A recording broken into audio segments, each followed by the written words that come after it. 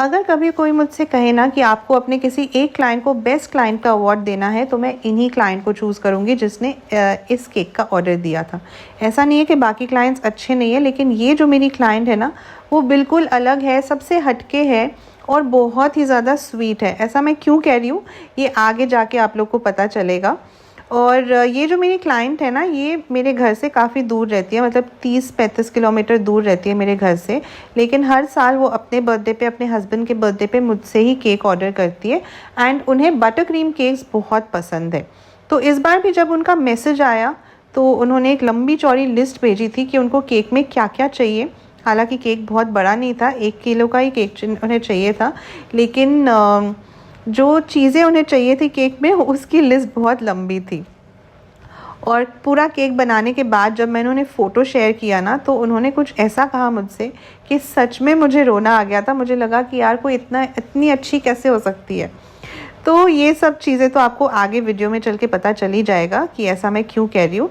लेकिन पहले मैं आप लोग को ये बताती हूँ कि क्लाइंट ने अपने ब्रीफ में क्या क्या शेयर किया था। तो सबसे पहले उन्होंने कहा कि उन्हें नेकेड केक चाहिए, हेक्सागन शेप में उन्हें केक चाहिए, फ्लेवर उन्हें सॉल्टेड कैरेमल विद आमंड प्रालीन चाहिए एंड उन्होंने कहा कि मुझे खूब सारा आमंड प्रालीन चाहिए केक के अंदर। फिर उन्होंने कहा कि मुझे बटर क्रीम फ्लावर्स चाहिए जो कि ब्लू एंड ब्राउन कलर में होने चाहिए। केक बोर्ड आपको ब्लैक कलर का लेना है। केक के ऊपर उनके हस्बैंड का नाम लिखना था ब्लैक कलर के गनाश से। उन्हें एक कस्टमाइज टॉपर चाहिए था हैप्पी 41st लिखा हुआ, और उन्हें ब्लू कलर के स्पाइरल कैंडल्स चाहिए थे। तो इतना सारा उन्होंने कहा मुझसे।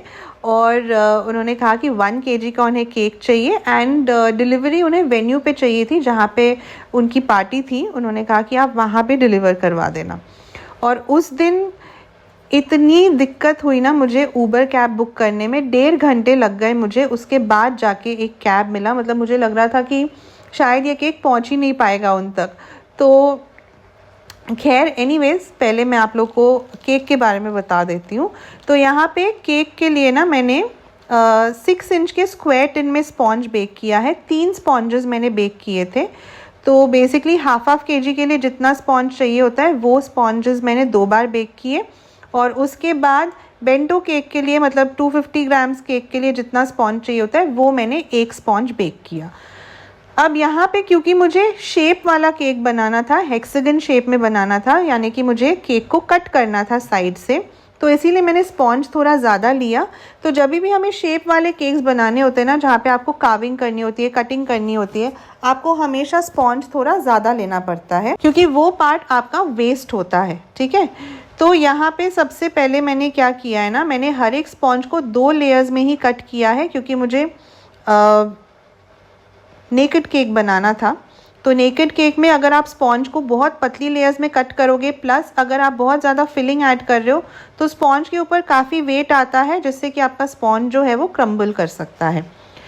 तो 500 ग्राम केक्स के लिए जितना स्पॉन्ज चाहिए था, यानी 300 ग्राम्स के 2 स्पॉन्जेस जो मैंने बनाए थे, उनको मैंने 2 ही लेयर्स में कट किया एंड 3rd स्पॉन्ज तो सिंगल लेयर में ही था। तो मैंने बेस बोर्ड पे अच्छे से क्रीम अप्लाई कर दिया। फिर मैंने स्पॉन्ज की पहली लेयर लगाई। स्पॉन्ज को मैंने सोक किया सिंपल शुगर सिरप से। उसके बाद मैंने पाइपिंग बैग की मदद से केक के ऊपर क्रीम लगा दिया। एक रोल मैंने क्रिएट किया जिसके अंदर मैंने डाला सॉल्टेड कैरेमल सॉस, और ये होममेड कैरेमल सॉस है। मैं हमेशा होममेड सॉस ही यूज़ करती हूँ, कैरेमल सॉस। उसके ऊपर मैंने डाल दिया खूब सारा आमंड प्रालीन।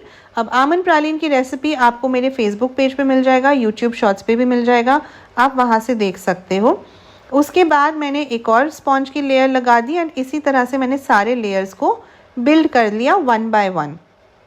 सो डिज़ाइन के हिसाब से मुझे यहाँ पे थोड़ा सा टॉल केक बनाना था, इसीलिए मैंने 6 इंच के टिन में बेक किया। अगर नॉर्मल साइज़ में बनाना होता तो मैं 7 इंच के टिन में ही स्पॉन्ज को बेक करती। ठीक है, और साइड से भी ना मैंने केक को अच्छे से क्रम कोट कर दिया क्योंकि हालांकि मुझे केक को कट करना था, लेकिन फिर भी मुझे ये था कि केक जो है ना वो बिल्कुल अच्छे से सेट होना चाहिए, तभी जब आप उसे कट करोगे तो आपका केक जो है वो बिल्कुल प्रॉपरली कट होगा।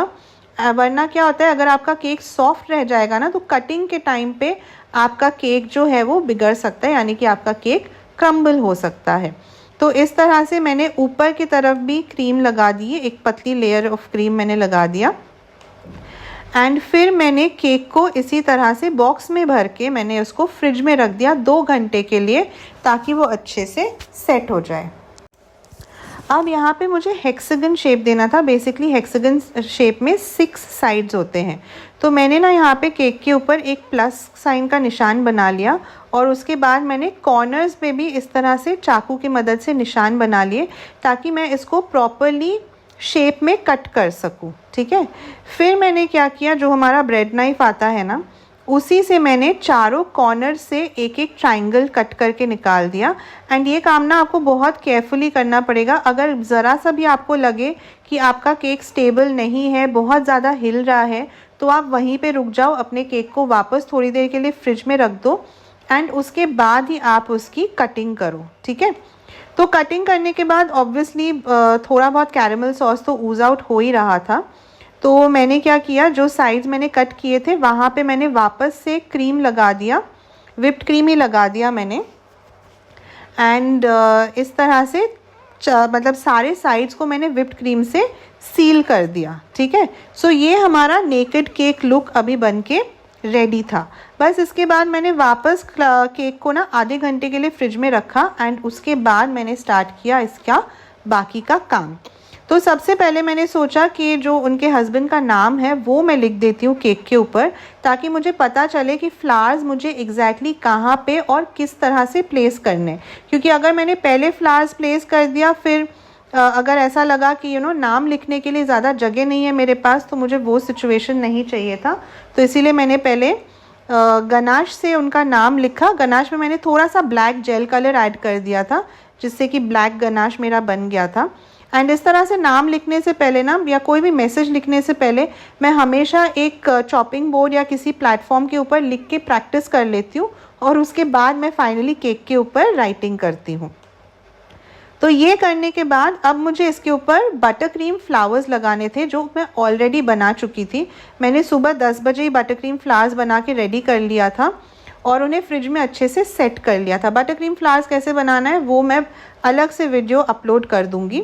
तो यहाँ पे मैंने क्या किया, थोड़ा सा विप्ड क्रीम पाइप किया है एंड उसके ऊपर मैंने बटर क्रीम फ्लावर को रखा है, ताकि थोड़ा सा वो उठा हुआ दिखे, थोड़ा सा 3D इफ़ेक्ट उसमें आए।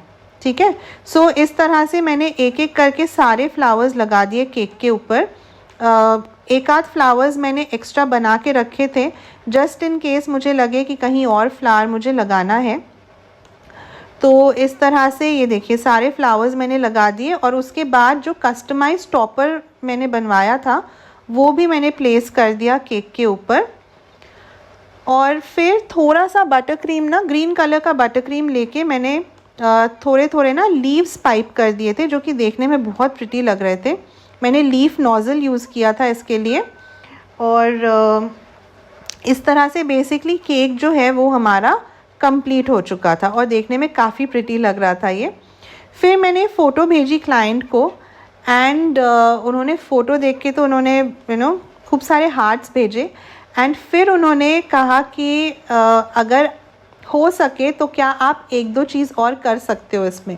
तो मैंने कहा हाँ ठीक है, मतलब अगर पॉसिबल होगा तो मैं कर दूँगी। तो उन्होंने कहा कि आप अगर 1-2 फ्लावर्स और इसमें लगा सकते हो पीछे के साइड में, एंड दूसरा अगर आप इसमें थोड़े से गोल्डन फ्लेक्स लगा दोगे।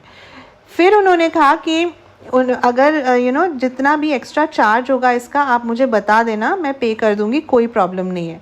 बस ये बात सुन के ना मतलब मेरे पास शब्द नहीं थे उनको कुछ बोलने के। आई वाज लाइक, मैंने तो इस बारे में सोचा भी नहीं, मतलब मैं मांगती भी नहीं उनसे एक्स्ट्रा चार्जेस, बिकॉज ये कुछ भी नहीं था। इट वाज लाइक ये तो मैं कर ही दूंगी, इसके लिए एक्स्ट्रा चार्जेस की ज़रूरत नहीं पड़ेगी। लेकिन उस टाइम पे ना मैं सोच रही थी कि हमारे ऐसे कितने क्लाइंट्स होते हैं जो एक 4 बॉल के लिए भी एक्स्ट्रा पे करना नहीं चाहते हैं।